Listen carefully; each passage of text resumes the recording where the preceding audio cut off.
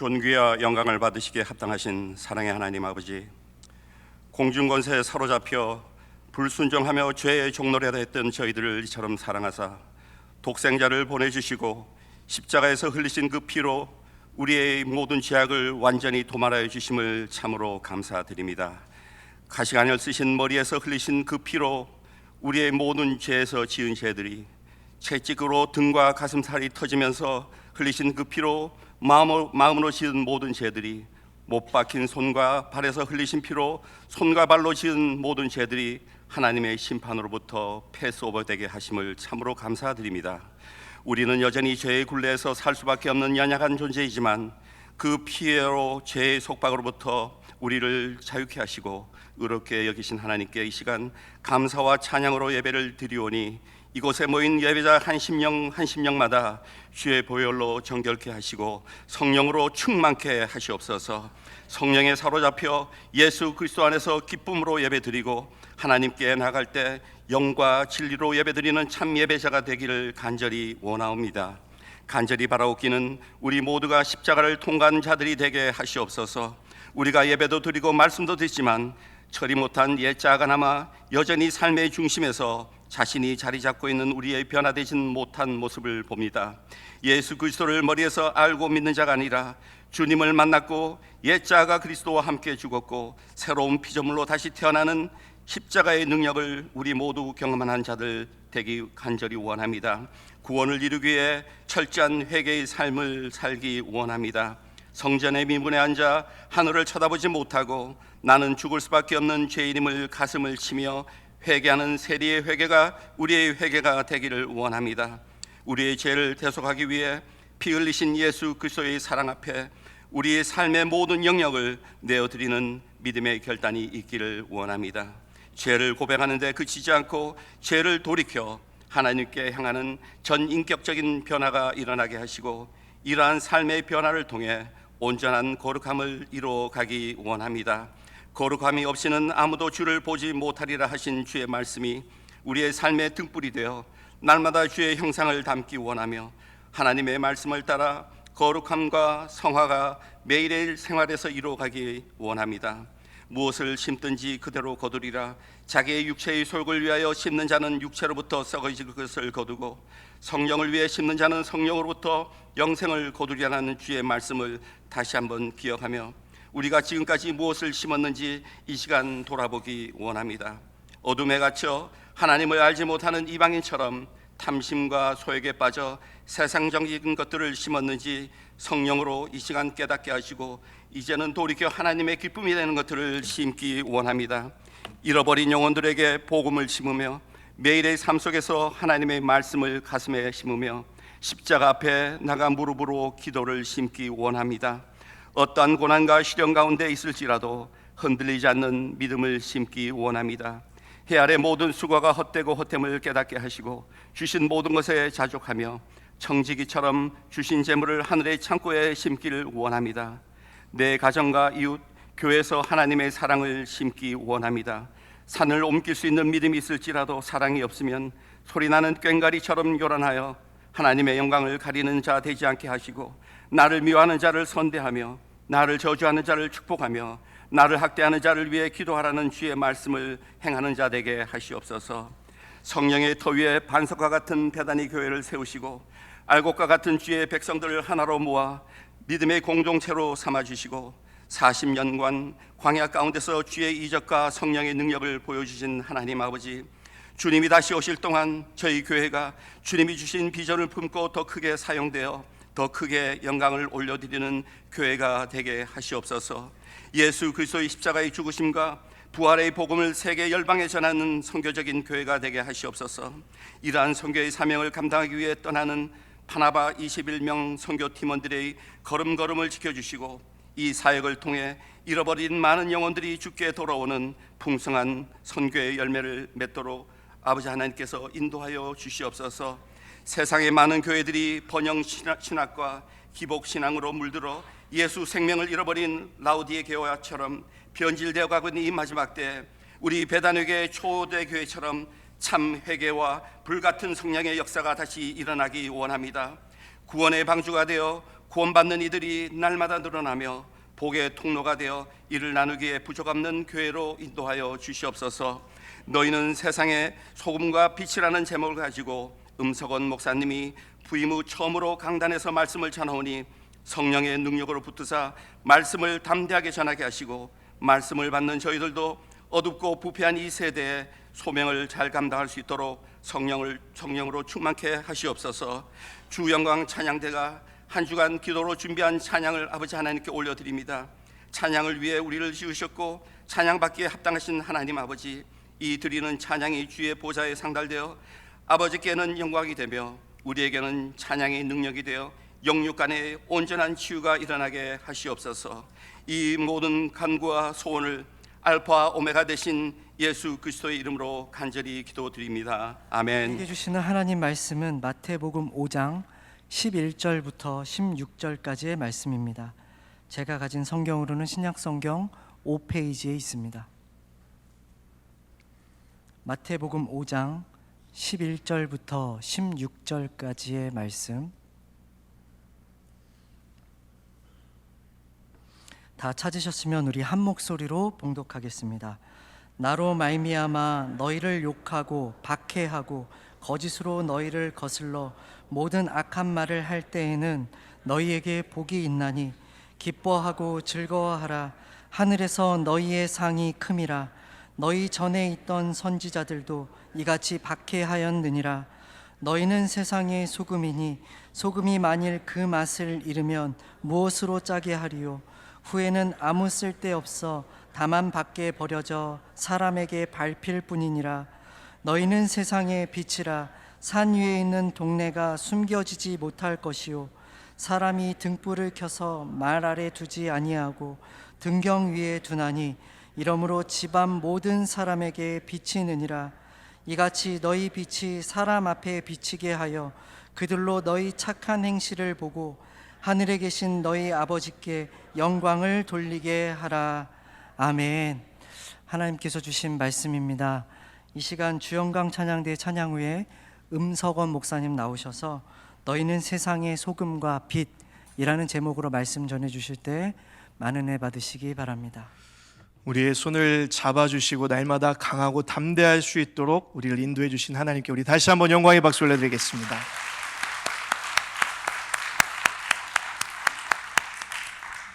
기도하겠습니다. 사랑과 은혜 하나님 아버지, 주님의 날을 맞이하여서 주님 손으로 나왔습니다. 다시 한번 우리의 마음과 또 우리의 생각을 지켜주시고 여전히 우리를 바라보고 계시는 주님을 이 자리에서 경험함으로 한 주도 넉넉히 승리할 수 있도록 우리와 함께하여 주시옵소서. 말씀 듣고자 합니다. 성령님께서 함께해 주시사 말씀이 들리게 하시고 이해되고 깨닫게 하시고 적용케 하셔서 말씀의 사람들로 넉넉히 승리할 수 있도록 말씀의 은혜를 더하여 주시옵소서. 함께 하실 줄 믿고 예수님의 이름으로 기도하옵나이다. 아멘. 네, 오늘도 함께 예배한 우리 배단위 모든 성도에게 주님의 은혜와 평강이 함께 하시기를 주님의 이름으로 축복합니다. 저구만 인사하지 마시고 우리 좌우에 계신 분과 다시 한번 인사하겠습니다. 잘 오셨습니다. 축복합니다.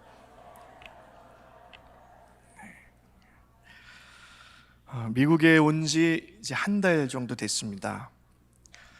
오늘 설교 준비하면서 한 달이 벌써 이렇게 금방 흘렀구나 하면서 로비에서 인사하는데 한 연세 드신 권사님이 40년이 넘으셨다 그래가지고 조금 기가 죽었습니다.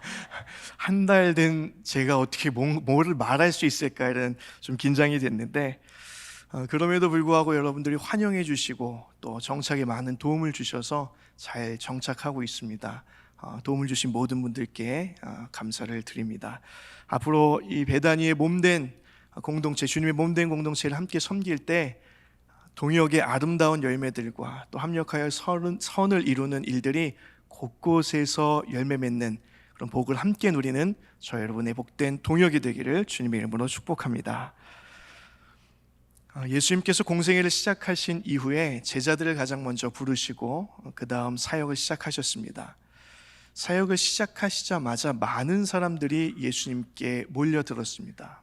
얼마나 많은 사람들이 몰려들었는지 예수님께서 말씀을 전하기도 어려우시고 병을 고치시기도 어려우셔서 잠시 마을을 떠나서 산에 오르기로 이제 작정을 하셨습니다. 마태복음에 보면 산에 올랐다 이렇게 나와 있는데, 그 산이라고 하는 원어는 들판에 있는 작은 언덕입니다. 그러니까 아마 많은 사람들에게 더 하나님의 말씀을 전하시기 위해서 그 자리로 나아가셨던 것 같습니다. 예수님께서 산에 올라가 앉으셨는데, 그리고 나서 이제 말씀을 가르치실 때에 그 자리에 있던 사람들은 아무래도 동네에서 예수님을 따르던 무리들과는 조금 구별된, 조금 더 예수님을 적극적으로 그리고 온전히 따르고자 했던 사람들이 그 산 위에 오르게 되었습니다. 그 무리를 보시고 예수님께서 제자들에게 입을 열어 가르치신 말씀이 우리가 잘 아는 마태복음 5장부터 나오는 산상수훈입니다. 그리고 그 산상수훈에 나오는 한 부분이 너희는 세상의 소금이고 빛이다 라고 말씀하신 오늘 본문의 말씀입니다.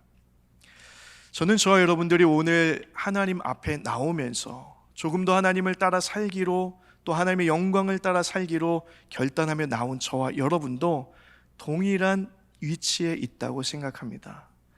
어떻게 하면 주님을 따를 수 있을까 진지하게 고민하는 저와 여러분들에게 오늘 주시는 말씀이 너희는 세상의 소금이고 빛임을 잊지 말라는 것입니다. 그렇다면 소금과 빛으로 사는 게 무엇일까? 마태복음 5장부터는 산상수훈인데 가장 먼저 앞에 나오는 말씀이 뭔지 아십니까? 네, 감사합니다. 심령이, 짧고 정확하게 대답하셨는데, 심령이 가난한 자는 복이 있나니 라는 팔복의 말씀이 가장 먼저 앞에 나옵니다. 이 팔복의 말씀은 8가지 복 있는 사람의 모습을 설명한 것인데, 이 팔복의 말씀을 한마디로 한 줄로 정리하셔서 또 말씀하신 본문이 오늘 본문의 11절입니다. 자, 성경 있으신 분들은 오늘 11절의 말씀을 우리 다 같이 함께 읽어보겠습니다. 11절입니다. 나로 말미암아 너희를 욕하고 박해하고 거짓으로 너희를 거슬러 모든 악한 말을 할 때에는 너희에게 복이 있나니. 아멘. 이 11절의 말씀이 팔복의 요약인데, 이 11절을 또 요약하고 요약하면 가장 먼저 나오는 단어, 나로 말미암아 라는 것을 우리는 알 수가 있습니다. 나로 말미암아, 예수님으로 말미암아 사는 것이 팔복의 첫걸음이고 소금으로 사는 사람의 첫 시작이라는 겁니다. 그러면 예수님으로 인하여, 예수님 때문에 산다는 게 뭘까? 저는 그것이 하나의 삶의 전제와 또 하나의 삶의 질문을 가지고 사는 것이다, 이렇게 생각을 합니다. 먼저 첫 번째 삶의 전제는 이겁니다.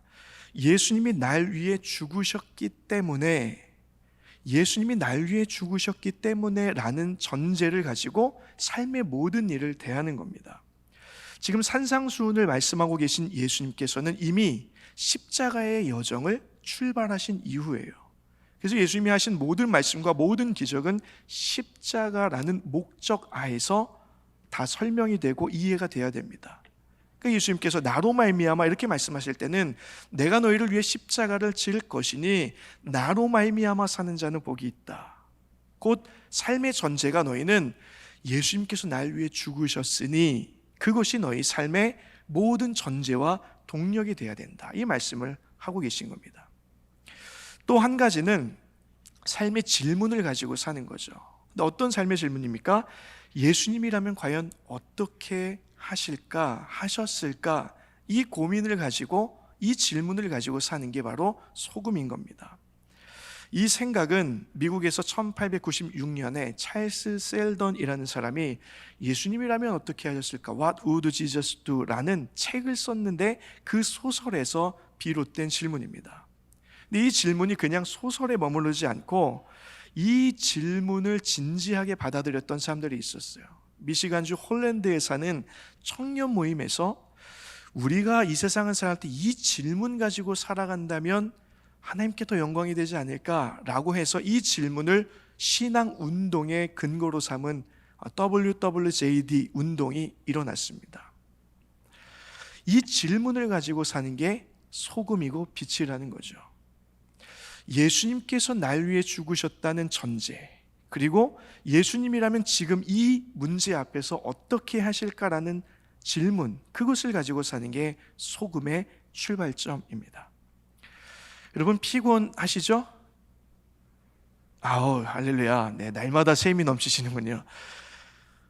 피곤함에도 불구하고 우리가 주일에 나와서 예배하는 이유가 뭡니까? 주님이 날 위해 죽으셨기 때문이죠. 우리가 세상 살아가는데 선한 일을 도모할 때 사람들이 오히려 우리를 오해하고 공격해도 우리가 악을 악으로 갚지 않고 선으로 악을 이기는, 선대하는 이유가 무엇입니까? 예수님이 날 위해 죽으셨기 때문입니다. 우리가 시간을 들이고 봉사해서 또 물질을 들여서 또 선교도 해서 그렇게 하나님의 일에 힘쓰는 이유가 무엇입니까? 예수님께서 우리를 위해 죽으셨기 때문이죠. 그 전제를 놓치지 않고 살아가는 사람이 소금의 맛을 잃지 않고 살아가는 사람이라는 거예요.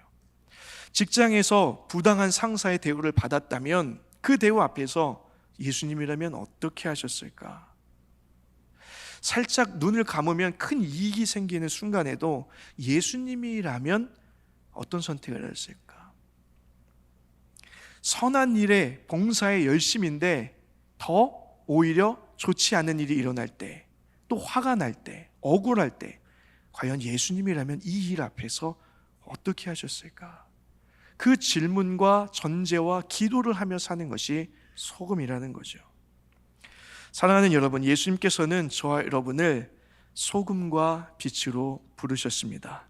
예수님이 날 위해 죽으셨다는 전제, 그리고 예수님이라면 어떻게 하셨을까라는 질문, 이 질문을 갖고 살면서 많은 사람들 앞에서 억울할 때라도, 화가 날 때라도, 참을 수 없을 때라도 참아내는 용기, 또 그리고 인내, 그리고 품는 사랑, 이것이 있을 때 우리는 세상을 빛나게 하고 살려내는 소금과 빛으로 넉넉히 살게 될 것입니다.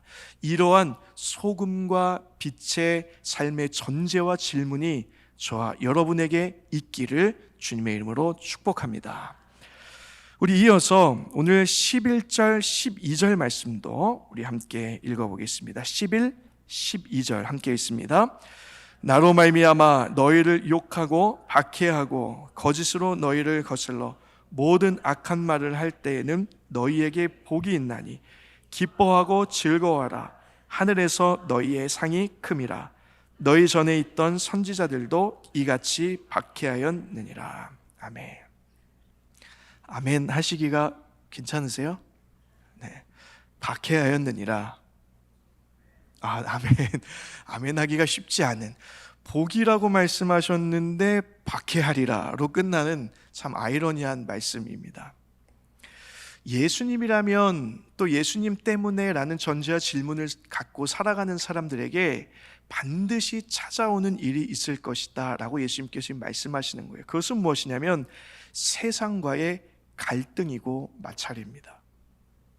사전에서 갈등이라는 단어를 찾아봤더니 칡, 가래, 등나무 등으로 이루어진 말이 갈등이라고 하더라고요. 칡과 등나무의 공통점이 있습니다. 그것은 얽혀서 자라는 거죠. 얽히고 설키고 이렇게 해서 자라나는 겁니다. 근데 차이점이 있어요. 칡은 땅 아래에서 뻗어가고 등나무는 하늘을 향해서 뻗어갑니다. 그러니까 칡과 등나무가 얽히고 설키면 이게 답이 없는 거예요. 하나는 위로 가려고 하고 하나는 땅으로 끌어내려고 하니까 이런 게 얼마나 큰 어려움이고 답 없는 갈등이겠습니까? 세상은 참지 말라고, 무시하면 갚아주라고, 내가 주인이라고 살아가라고 하는데 주님은 참으라고, 인내하라고, 종으로 살아가라고 계속 말씀하시는 거예요. 그래서 우리가 주님 뜻대로 소금과 빛으로, 주님 닮은 소금과 빛으로 살아갈 때는 계속해서 세상과 갈등이 있을 수밖에 없다는 겁니다.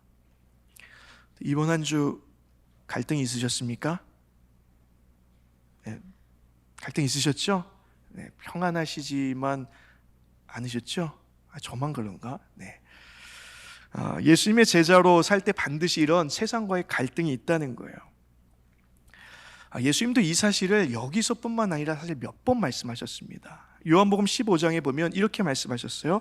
세상이 너희를 미워하면 너희보다 먼저 나를 미워한 줄 알아. 미워한다라는 단어를 썼습니다. 마태복음 24장에도 너희가 내 이름 때문에 모든 민족에게 미움을 받으리라. 미움을 받는 것이 소금과 빛의 숙명이라는 거예요. 그래도 여러분 너무 마음 어려워하지 마십시오. 주님이 바로 말씀하셨어요. 그래도 이렇게 살면 하늘의 상급이 크다, 이렇게 말씀하셨습니다. 강을 거슬러 오르는 연어가 아주 좋은 비유가 될 것 같습니다. 제가 자료를 찾아보니까 연어가 어린 치어로 1년 동안 강에서 살다가 바다로 내려가서 3년 정도 산다고 합니다. 그리고 이 회귀 본능, 또 귀소 본능이라고 하는 이 본능에 이끌려서 자기가 태어난 곳으로 다시 올라가는데 때로는 수천 마일을 거슬러 오르기도 한다는 거예요. 한번 방향을 잡고 본향으로 돌아가는 여정을 시작하면 그때부터 시작되는 것이 무엇입니까? 마찰이고 갈등입니다. 그것을 피할 수는 없는 거예요. 물살을 거스르는 역행, 그것이 반드시 동반되는 것이 숙명입니다. 우리에게는 사랑을 위해서 때로는 어려운 사람들, 나에게 상처를 오히려 준 사람들도 끌어안아야 되는 그런 아픔이 그런 역행일 수 있어요. 또 구별을 위해서 단호하고 절연하게 무언가를 결단하고 잘라내야 되는 쓰라림이 우리에게 그런 갈등일 수 있습니다. 또 정직을 위해서 달콤한 것을 포기하는 씁쓸함일 수도 있어요. 저는 미국에 온 지 이제 한 달 되어서 저에게 갈등이 있을까요, 없을까요? 네, 행복합니다. 네. 하늘을 볼 수 있고, 네. 새벽 예배 올 때마다 사슴들이 맞아주고, 그래서 너무 행복한데, 제가 겪는 갈등이라고 한다면 아마 문화적인 차이하고 언어의 차이가 가장 클 겁니다. 한 달밖에 되지 않았지만 여러모로 이게 왜 이럴까? 또 이건 정말 새롭다, 낯설다, 이런 경험들을 하는 거죠. 그런데 그 갈등이 주님이 저를 미국으로 보내시고 여러분들이 섬기는 베다니 교회를 함께 섬기도록 보내셨다면 그 사명 안에 이 갈등이 포함되어 있다 없다? 있죠. 그래서 저는 그것을 기쁨으로 감당하고 때로는 마음에 어려움이 찾아와도 어렵다는 거 아닙니다. 오해하지 마시고 행복한데 어려움이 혹시 찾아와도 겪어내고 그것들을 감당하는 것이 소금과 빛이라는 거예요. 영성가들이 세상에서 겪는 이 갈등, 사명을 감당하려고 할 때 찾아오는 이 마찰을 뭐라고 표현했냐면 아주 멋있는 말로 표현했습니다. 살아있는 거룩한 역행이라는 라틴어로 아제레 콘트라, 이렇게 얘기했어요. 우리에게 어려움이 찾아올 때 그것은 우리를 절망하는 이유가 되는 것이 아니라 우리가 본향을 향하여 선한 뜻을 품고 나아감에 따라서 우리에게 주어지는 증거고 흔적이고 간증이 된다라는 거죠. 만약 저와 여러분들에게 선한 뜻을 품고 살아갈 때 어려움이 찾아오거든, 그것이 나의 육신의 연약함이든 아니면 세상에서 오는 공격과 비아냥이든 그것들을 찾아올 때 나는 거룩한 역행을 포기하지 않겠다. 하늘을 향하여, 하나님의 뜻을 향하여 끝까지 걸어 나가겠다. 이런 결단과 이런 도전이 저와 여러분들에게 있기를 주님의 이름으로 축복합니다. 그것이 바로 소금과 빛이라는 거예요. 그래서 갈등이 숙명이라는 겁니다. 마지막으로 오늘 13절 14절의 말씀, 이제 소금과 빛에 대한 말씀이죠. 13절 14절의 말씀도 우리 함께 한 목소리로 읽어보겠습니다. 시작. 너희는 세상에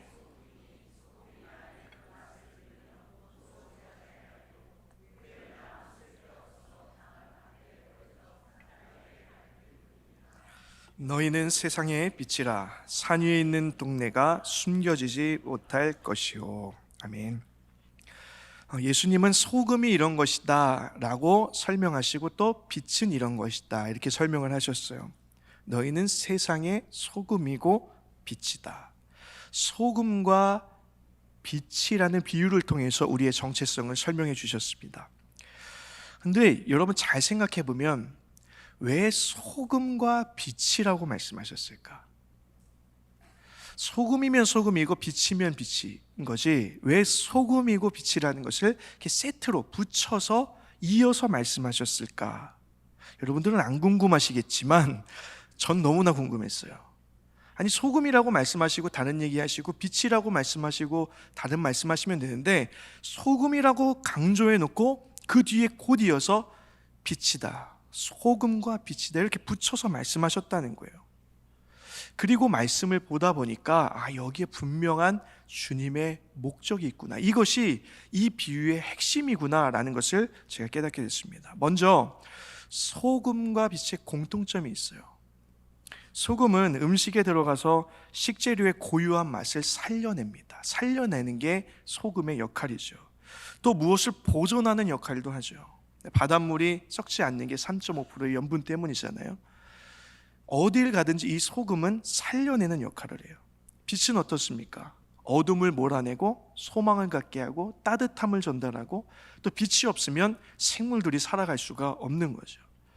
소금과 빛의 공통점이 무엇이냐? 살려내는 거라는 겁니다. 차이점도 있어요. 먼저 소금의 핵심은 짠맛입니다. 근데 이 맛은 보이지가 않아요. 스며들어서 보이지 않는 영향력이 이 짠맛입니다. 이에 반해서 빛은 어떻습니까?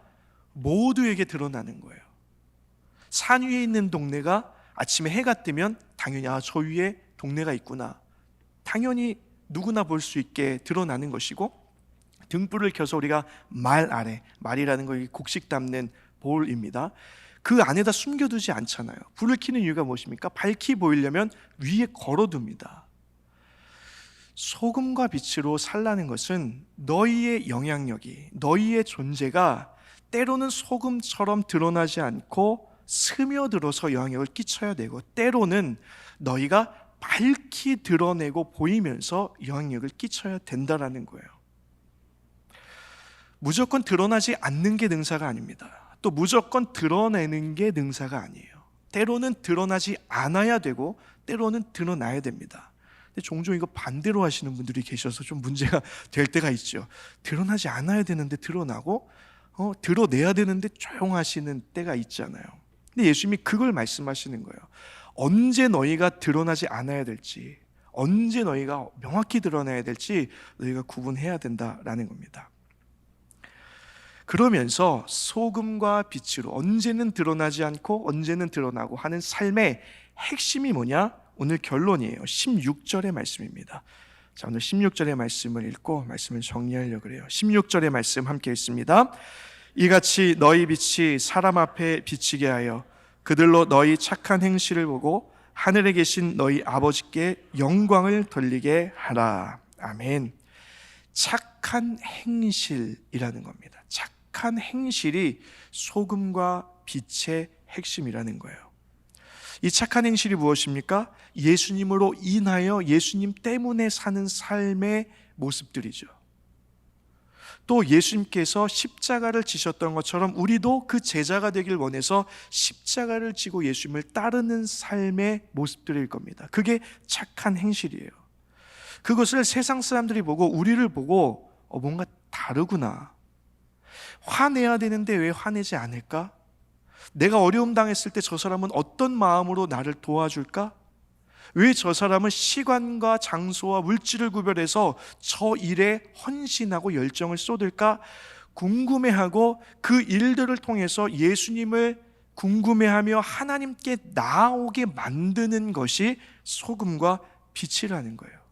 그 착한 행실을 보고 하나님 아버지께 돌아오고 하나님 아버지께 예배하게 만드는 것이 소금과 빛의 핵심이라는 겁니다. 사랑하는 여러분, 신앙생활의 열매가 나에게 맺히는 게 아니에요. 다른 사람에게 맺히는 겁니다. 나는 하나님께 복받은 사람이라고 자처하고 주신 것들만 누리고 있는 게 아니라 다른 사람이 나를 그렇게 인정하고 불러줘야 소금과 빛이라는 거예요. 내가 아무리 나는 소금입니다, 빛입니다 아무리 주장해도 예수님이 말씀하신 건 그게 아니에요. 세상에서 예수를 모르는 사람이 나를 보고 예수 믿는 사람이구나, 뭔가 다르구나, 저 사람의 삶의 동력은, 전제 조건은 무엇일까, 이유는 무엇일까, 목적이 무엇일까 궁금해하게 만들고, 그 사람들이 결국은 하나님 믿는 사람이구나, 예수님 믿는 사람은 저렇게 사는구나라고 인정해야, 열매가 그 사람들 가운데 맺혀져야 내가 소금과 빛이라는 거예요. 저는 저와 여러분들에게 이러한 삶이 있기를 축복합니다.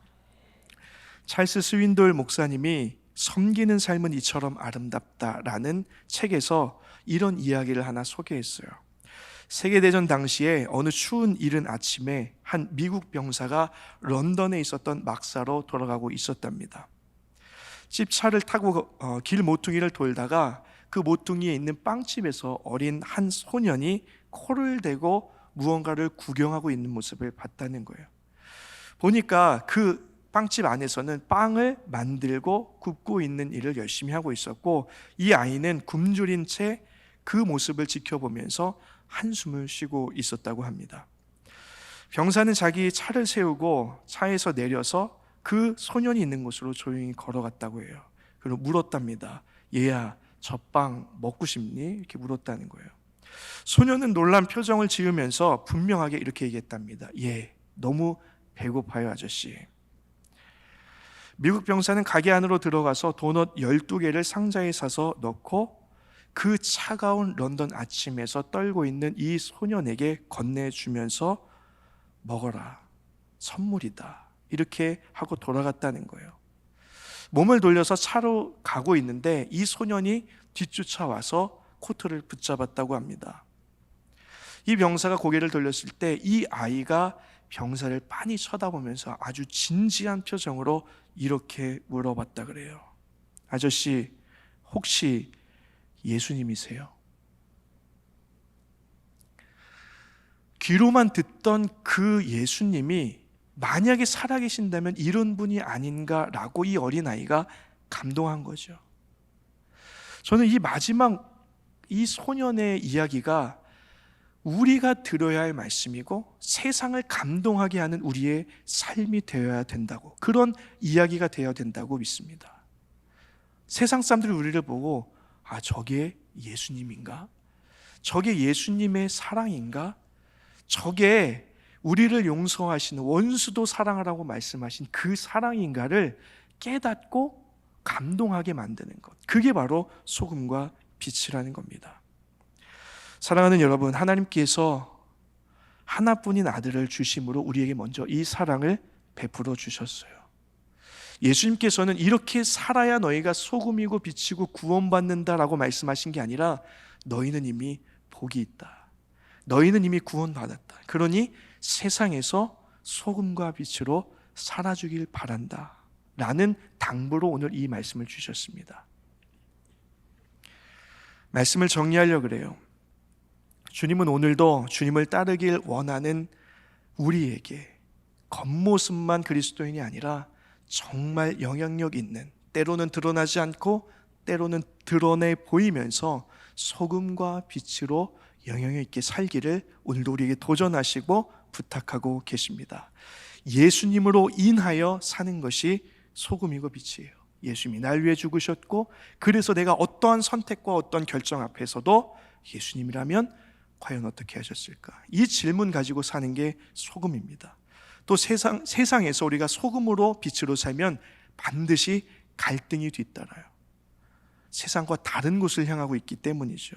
억울할 때, 때로는 너무 화가 날 때, 그때라도 내가 거슬러 올라야지, 내가 여기서 포기하고 떠내려가면 안 되고 거슬러 올라가야지, 이 거룩한 역행이 저 여러분에게도 있으면 좋겠습니다. 마지막으로 착한 행실로 예수님을 생각나게 하는 게 소금과 빛의 본질이에요. 우리가 결정하는 게 아닙니다. 우리를 만나는 사람들이, 세상이 우리를 그렇게 부를 때 우리는 그것으로 하나님께 영광 올려드릴 수 있는 것입니다. 소금과 빛, 이 어려운 사명, 주님께서 소금과 빛으로 우리를 부르셨다면 넉넉히 살아가게 하실 능력과 또 성령의 동행하심을 저 여러분에게 허락해 주실 줄 믿습니다. 사랑하는 배단위교회 성도 여러분, 따뜻한 사랑의 한마디와 세상을 감동시킬 수 있는 사랑의 실천으로 어느 곳에서나 소금과 빛으로, 또 이번 한 주 우리에게 주어진 모든 사람 앞에서 특별히 어려움을 당하고 있는 사람이 있다면, 주님을 모르는 사람이 있다면 그들에게 손을 내밀고 선한 마음으로 다가가서 그 사람들이 결국 우리의 착한 행실을 보고 하나님께 영광을 올려드리는 소금과 빛의 사명 넉넉히 감당하며 사는 이번 한 주가 되시기를 예수님의 이름으로 간절히 축원합니다. 기도하겠습니다. 사랑과 은혜의 하나님 아버지, 주님께서 우리를 세상의 소금과 빛으로 부르셨습니다. 세상을 잔잔하게 감동케 하는 맛을 잃지 않게 하시고 따스함이 없고 소망이 없는 자들을 살리는 빛이 될 수 있도록 인도하여 주시옵소서. 주님께서 우리를 부르셨으니 주님께서 감당할 지혜와 성령의 인도하심을 허락하여 주실 줄 믿고 우리 앞서 소금과 빛으로 살아가신 우리 구주 예수 그리스도 이름으로 기도하옵나이다.